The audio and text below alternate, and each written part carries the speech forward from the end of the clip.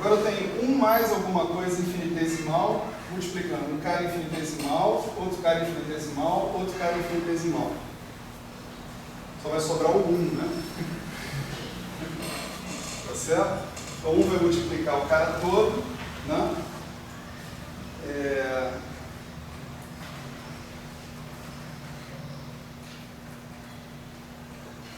Perdão. Isso daqui é L' menos L, né? Só um minutinho.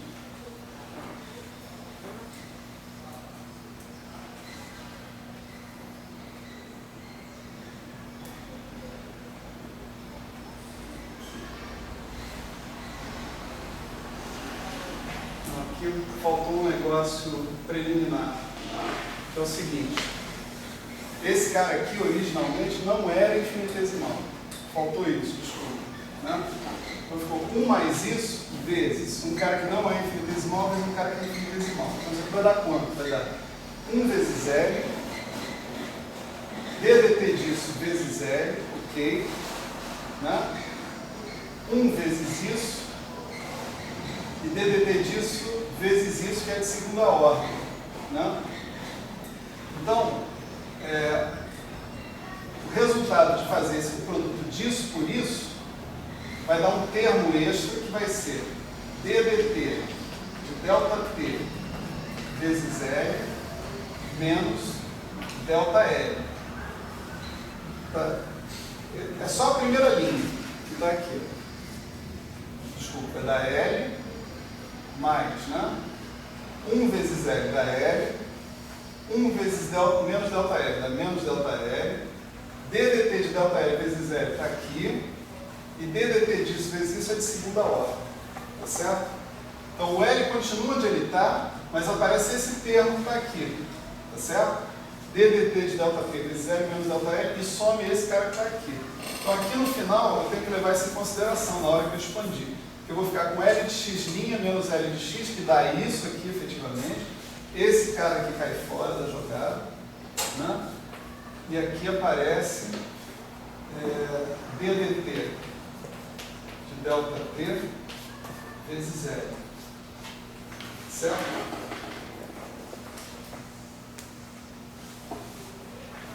Isso daqui é uma derivada total, né? Isso é um ddt de ΔT vezes L. Né? Aqui tem outro ddt, né? E esse cara que está aqui. Então você, juntando tudo, você encontra a integral de T1 até T2 de Euler Lagrange, né?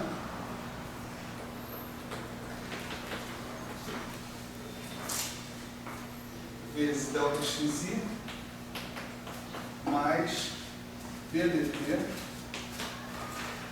de dl dx ponto ΔXi mais ΔT L.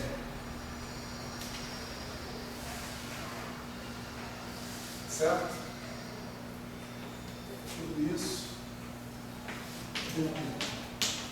igual a zero. Né? Mais uma vez, tudo isso foi válido apenas, né, impondo simetria da ação lagrangiana escalar, coordenadas escalares, essas coisas todas. Né?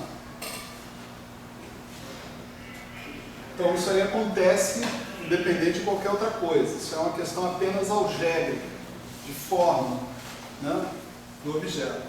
Agora, se eu particularmente impuser essa condição sobre x, tais que esses x são a solução das equações de movimento, são os x clássicos, então esse cara que está aqui vai para zero. E você termina com, né, um cara que, para ser conservado, né, requer, né, lembra que o ΔXi, eu já apaguei o ΔXi, mas deixa eu lembrar quem é o ΔXi.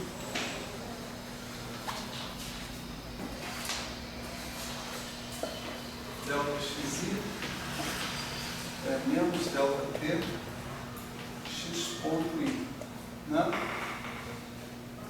ΔT que está aqui. Né? E o que eu chego realmente é uma condição de conservação. Eu chego em ddt de dl dx ponto i, x ponto i, com sinal de menos, mais L vezes ΔT, tudo isso vem para zero. Isso tem que ser válido fora da integral, porque o ΔT é completamente genérico. Tá certo? ΔT é epsilon vezes um certo f de t aí, né? Genérico. Se você quiser, a gente pode trocar de sinal aqui, né? Olha só, momento, velocidade, menos L, né? É energia. Né? Certo? Só para checar, se você pegar a lagrangiana de uma partícula normal no potencial, tá certo? É isso aqui, né?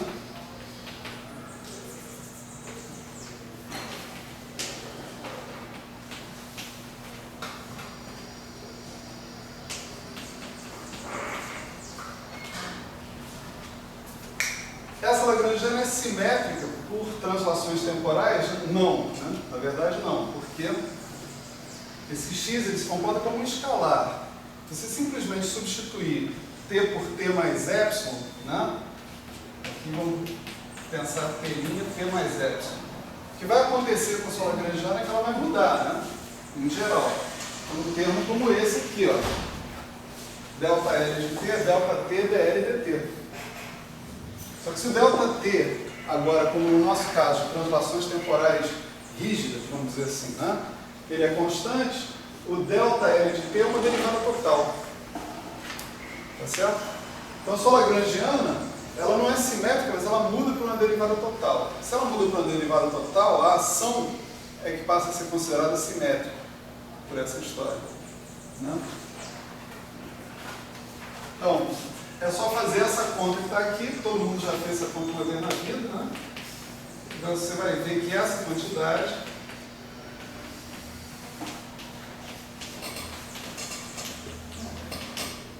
é a quantidade constante. Portanto, conservação da energia, né, é função de invariância por translações temporais. A transformação de simetria que a gente está supondo que é a transformação de simetria do sistema é essa daqui. Né? A gente fez essa conta para uma transformação bem mais geral, né? Uma reparametrização genérica. É claro que aí o seu sistema tem que satisfazer essas condições. Né? Esse sistema aqui não satisfaz essa condição de invariância por uma transformação genérica, de jeito nenhum. Né? Mas por translações temporais, sim, ele satisfaz. Né?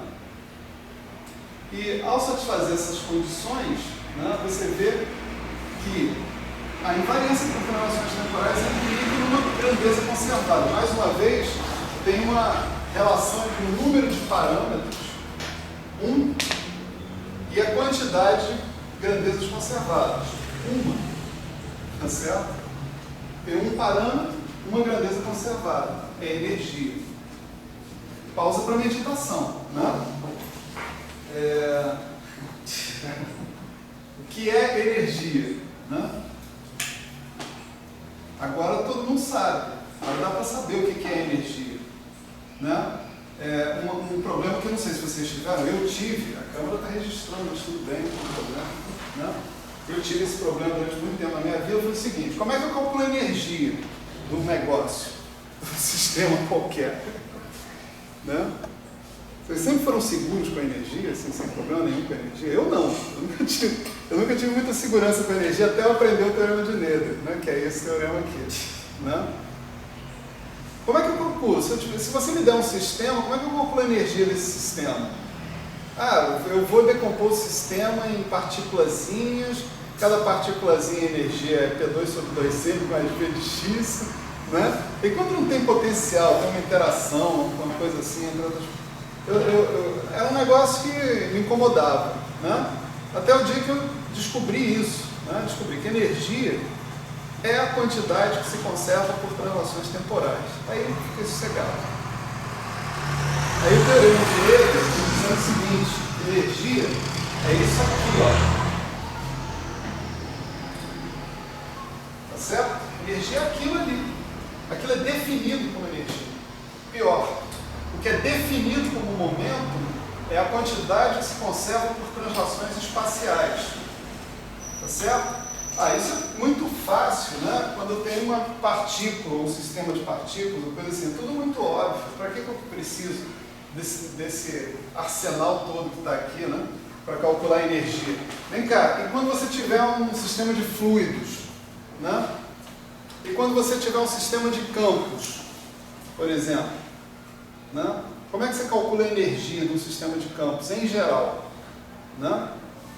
O teorema de Gödel te dá exatamente a receita para você fazer isso. Para você dizer quem é a energia, quem é o momento angular, quem é todo mundo, né? que importa na física.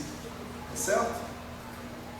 Você observa o comportamento do seu sistema sob translações espaciais. Tá certo? Se o seu sistema fosse invariante, né, essa quantidade deveria ser conservada. Aí você calcula essa quantidade. Isso é energia. Se o seu sistema não é invariante, essa quantidade não é conservada. E a não conservação dela está em função da não invariância da tua lagrangiana do teu sistema, que vai aparecer ali. Tá certo? Então você pode não só calcular a energia, como calcular a razão pela qual ela não é conservada, fazendo esse tipo de abordagem. Tá certo? Então, eu gosto de dizer que isso mudou minha vida. Espero que mude de alguém aqui. Né? Se é que todo mundo já não sabe isso. Né? Se vocês já sabem isso de cor e salteado, me desculpem pela repetição e tal. Agora, se vocês não sabem, é legal saber. É legal saber o que é energia, mesmo que seja no primeiro ou no segundo ano da pós-graduação, não tem problema. Comigo foi assim, então não tem problema. Vamos dar os créditos, né, cara? Aqui eu fiz um curso de mecânica clássica com um professor que já saiu do CBPF, chamava-se Carlos Augusto Pinto Galvão. Né? Não é o diretor anterior do CBPF, é outro cara. Né? E esse cara é um cara que sabia muito mecânica clássica. Né? Ele deu um curso de mecânica clássica sensacional, indo para frente, né? Nas coisas, né? Como deve ser, e soltou o teorema de Gödel na mão da gente. Né? E ele mudou minha vida, realmente. Falei, não, cara, tem que ter o teorema de Gödel. Aliás, deviam dizer isso pra gente lá no ensino médio. Pô, ia preocupar muito trauma, ia fazer muita gente gostar de física, eu acho.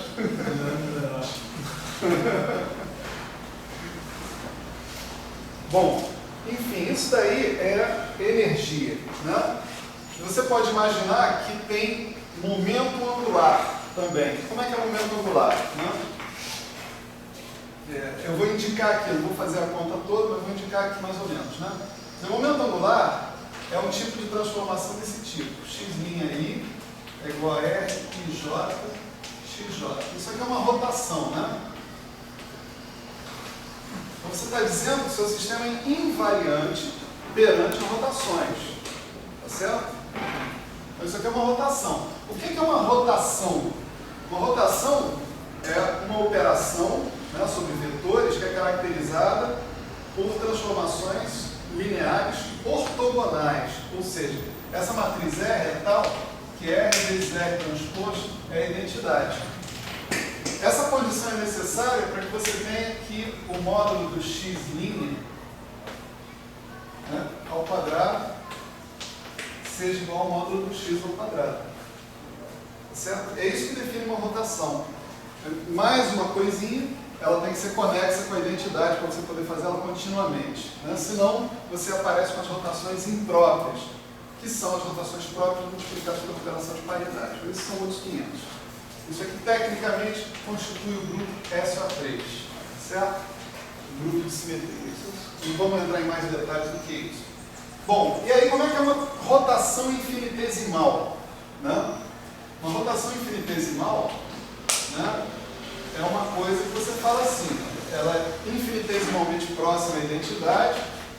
Então, vamos abaixar esse índice aqui, porque senão vamos levantar logo de vez, né? Para não aumentar o grau de entropia aqui da discussão. Né?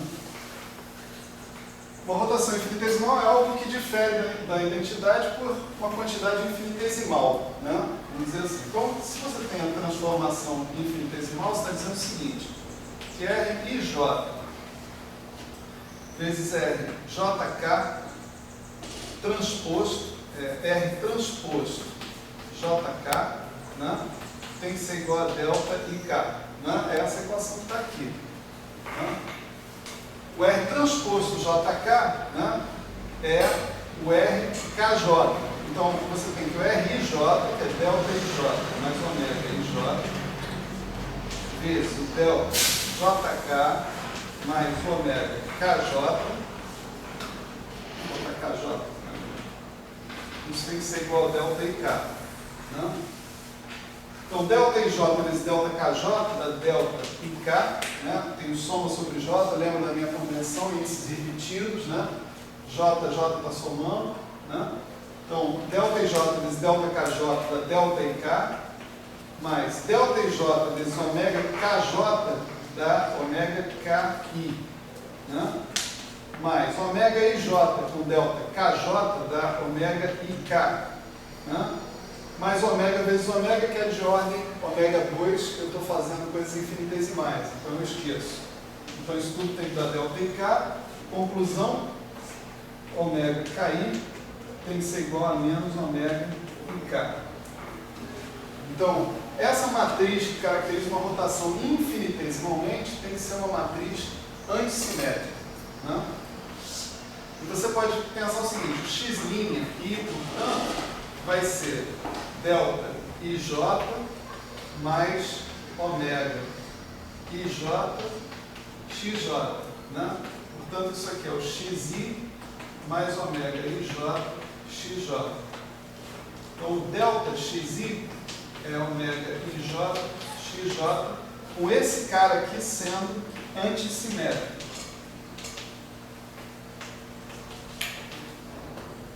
Certo? Então, toda vez que vocês virem uma transformação assim, delta xi é ômega ij xj, com esse conjunto de coeficientes sendo antissimétrico, você fala, isso daí está associado com uma rotação. Né? Isso é uma versão infinitesimal de uma rotação. Né? Então, as rotações, elas caem naquela categoria das transformações internas. Tá certo? Das transformações de simetria internas, que a gente viu logo no início. A gente falou das simetrias internas e das simetrias espaço-temporais. Né? As simetrias internas é quando eu pego o x e mudo para x', mas não mexo com o tempo. As simetrias que eu chamei de espaço-temporais são aquelas onde eu mexo com o tempo. O t' igual a t mais um certo g de t, epsilon g de t, alguma coisa assim. Né? Então, essas aqui são transformações onde eu mexo só com x, eu não mexo com o tempo. Tá certo? Eu posso escrever essas transformações, né, de uma forma ainda mais parecida com aquela que eu utilizei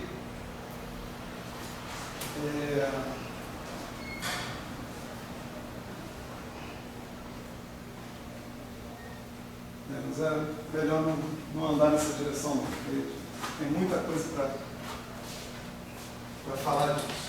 O fato é o seguinte, você pegar esse delta xi, dado por isso que está aqui, ômega ij xj, e substituir lá, naquela expressão, né, podem fazer como exercício, lá naquela expressão para simetrias internas, tá certo? Que a gente obteve, com o que era a lei de conservação quando eu tinha simetrias internas, o que vocês vão encontrar é o momento angular. Certo? Ou uma generalização do que seja momento angular para um sistema de coordenadas generalizadas arbitrárias. Certo? Vão ser essas quantidades que vão ser conservadas em função dessa simetria que está aí. Tá? Bom, acho que está um bom momento para parar, porque não dá tempo de fechar o próximo assunto. Mas o próximo assunto agora é o seguinte: a gente aprendeu na mecânica clássica, né? Pergunta do Gabriel. A gente aprendeu que na mecânica clássica a gente tem leis de conservação associadas com simetrias, certo? Foi esse mais ou menos o conteúdo dessa história toda. Será que na mecânica quântica existem análogos de leis de transformação associados com simetrias também? Tá certo? O que eu espero mostrar para vocês é que, pela formulação de integral de trajetória, essa discussão pode ser feita de uma maneira bastante simples a partir da ação, que é o nosso elemento básico. A ação é o elemento que é simétrico pelas transformações em questão. E a ação aparece lá na integral funcional. Tá certo? É o objeto central da integral funcional. Então a gente pode explorar o fato da ação ser simétrica e das consequências disso para obter leis de conservação, os análogos quânticos de leis de conservação clássicos. Tá certo? É isso que a gente vai fazer na aula que vem. Como eu disse, não é novidade nenhuma, porque na formulação canônica, né, a gente impõe, né, simplesmente que a operação de simetria comude com o hamiltoniano. Se a simetria é uma simetria contínua, o gerador dessa transformação tem que comutar com o hamiltoniano. Então, a gente já sabe, né, das leis de conservação quântica. Né? Mas a gente vai aprender a ver isso desde o ponto de vista da integração funcional, certo? Que ela existe um correspondente disso na integração funcional. Valeu. Vamos aí.